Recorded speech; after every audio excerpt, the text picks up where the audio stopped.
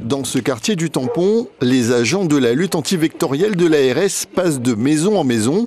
Ils vérifient que les jardins sont exempts de gîtes larvaires. C'est un joli gîte larvaire.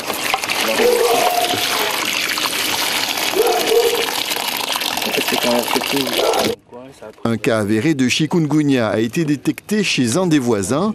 Il a eu le bon réflexe d'aller chez son médecin pour se faire diagnostiquer. Georges-Marie Klein, lui, connaît bien la maladie. Il a été infecté par le virus il y a 2 ans. Il ne veut plus la contracter.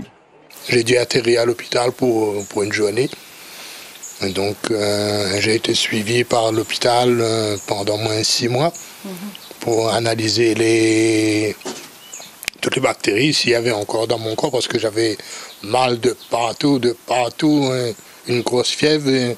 J'ai même fait de la fièvre qui est montée à la tête. J'ai perdu connaissance en 2 fois. Avec les pluies de ces derniers jours, dans le sud notamment, les coupelles et autres récipients ne sont pas les seuls à se remplir vite d'eau. Donc ça, il y a pas mal, il y a de l'eau dedans, il y a des larves de moustiques. Donc on recommande 1 fois par semaine d'évider pour tuer les larves.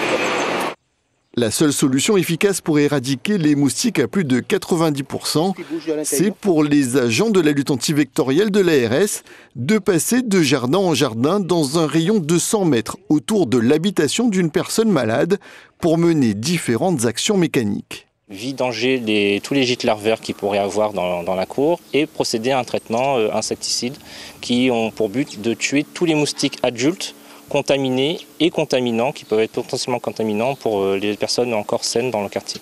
Chaque jour, une centaine d'interventions de ce type sont réalisées par la centaine d'agents mobilisés. Pour éviter la propagation, il est important de donner libre accès aux jardins des maisons.